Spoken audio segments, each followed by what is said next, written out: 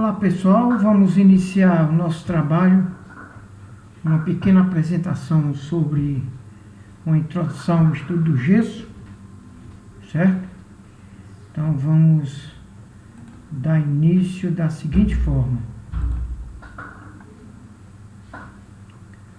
O gesso, como sabemos, é um aglomerante, né?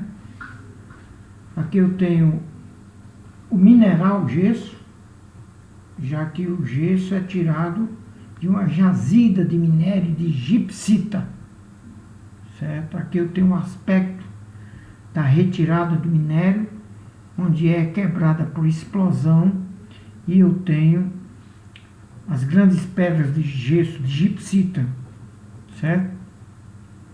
Bem, o gesso ele tem uma aplicação muito remota, muito antiga, desde o tempo das pirâmides, vai lá 8.000 anos antes de Cristo, né? Antes de Cristo. Eram usados em pisos, recipientes, né? Estátuas. E é conhecido como gesso de Paris também, porque na cidade de Paris, aos arredores de Paris, existem muitas jazidas de gesso e sempre foram muito utilizadas na Europa para diversas atividades, certo? O gesso que nós usamos é originário do minério gipsita, como eu falei, né? A partir de quê?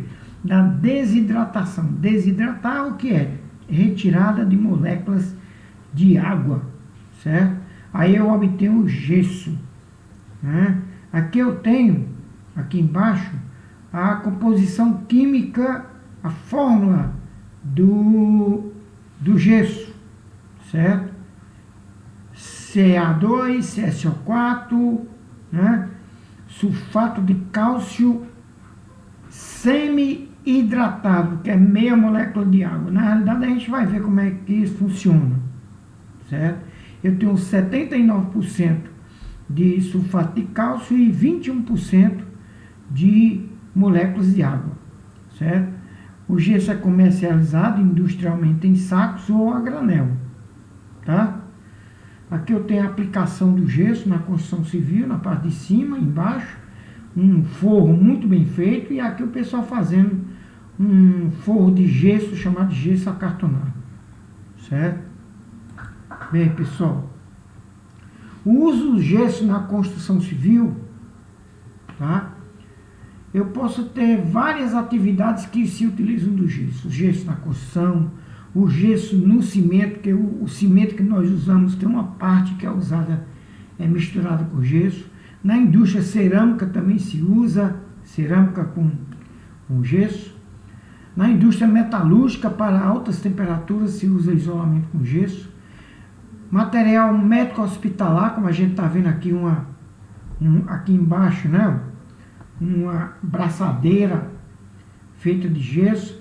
Aqui eu tenho uma pequena indústria lá do outro lado de placa de gesso para forro.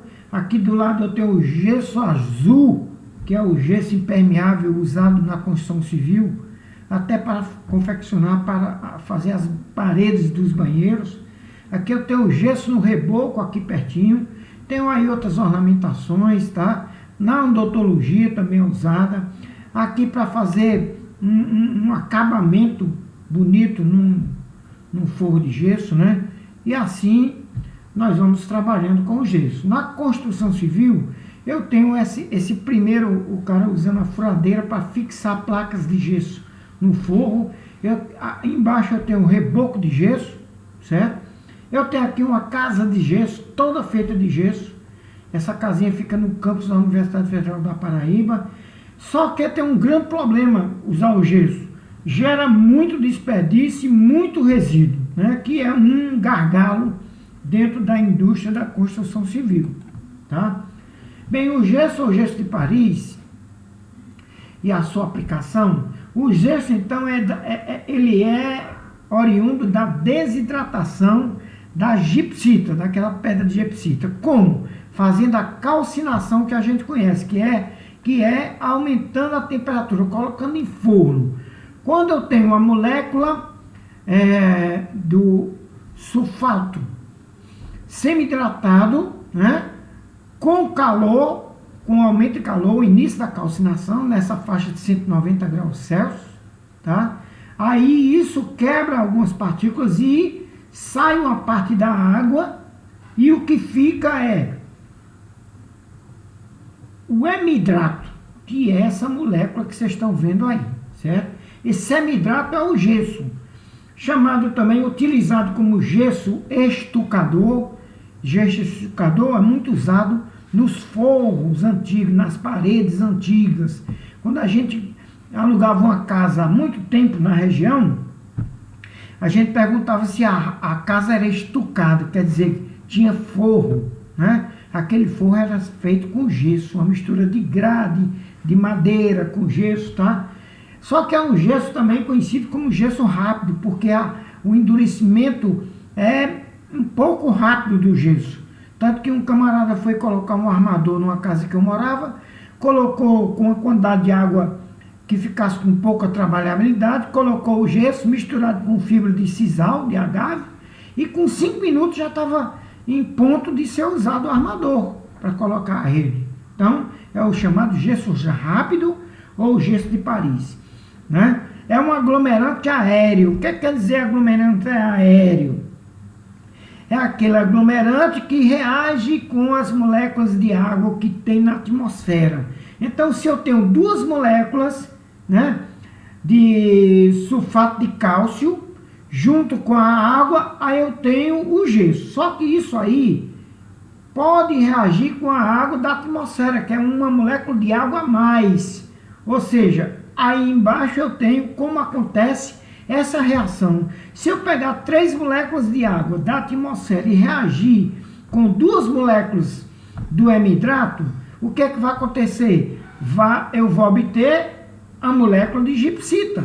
Então, o gesso, depois de feita a reação com a água, ou da atmosfera, ou a água da mistura, o que é que vai acontecer? Vai ficar tão duro quanto a gipsita original.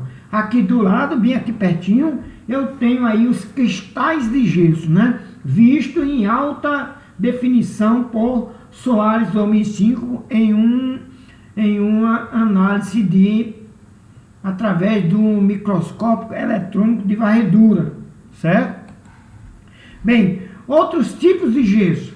Quando eu vou aquecendo, né, a gipsita, eu vou obtendo outros tipos de gesso. Eu tenho a anidrita insolúvel, quer dizer, a pedra fica insolúvel, não reage com a água, é inerte. O endurecimento, no caso, se endurecer, é uma pedra que não reage com a água, não tem pega, não tem processo de endurecimento, certo?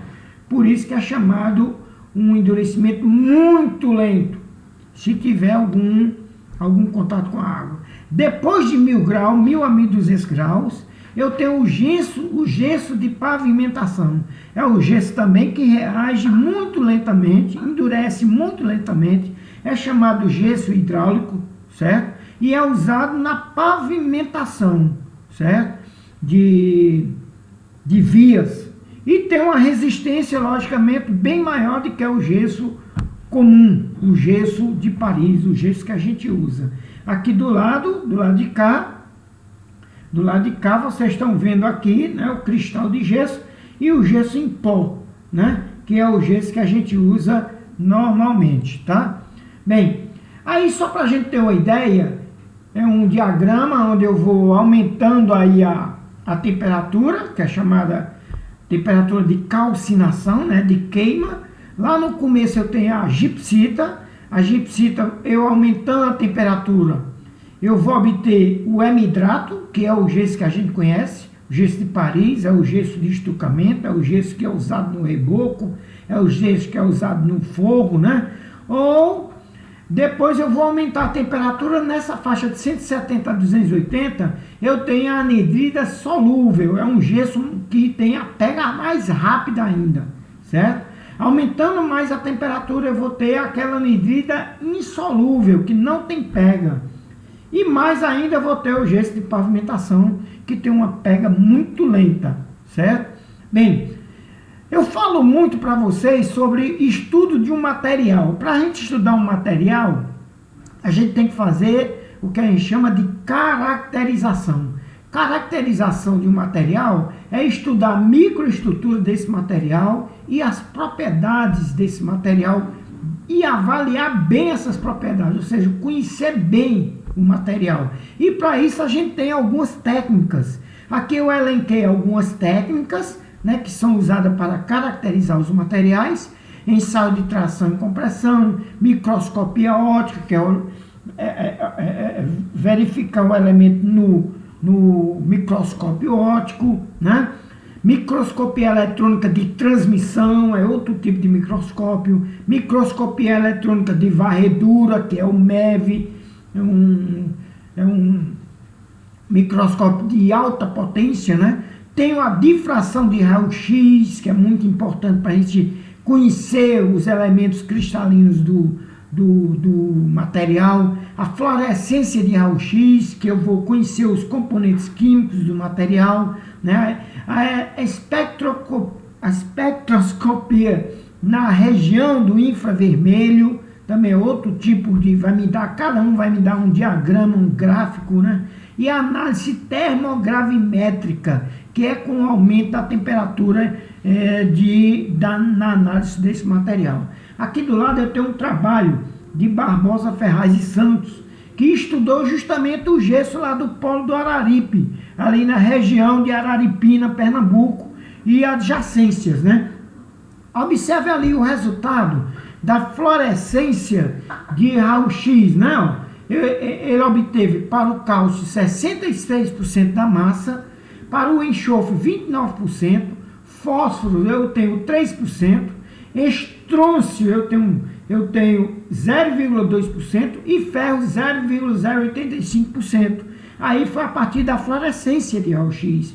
Aqui embaixo eu tenho uma fotografia de MEV e aqui logo abaixo eu tenho o quê? Um diagrama ou um difratograma de raio-x, que é a partir do DRX, certo? Aí esses picos, né, depois de vocês estudarem bem o que é o DRX, como é que funciona, nós vamos ver exatamente, identificar os componentes mais cristalinos, né, os componentes que fazem parte. Você vê onde tem A, é a anidrida, né, um Azinho aqui embaixo, mais outro, né, ó, certo? E aí eu tenho, depois a gente vai ter uma palestrazinha sobre esse tipo de técnicas, algumas técnicas, ok? Pessoal, o nosso próximo tema vai ser a produção de gesso, ok? Até a próxima.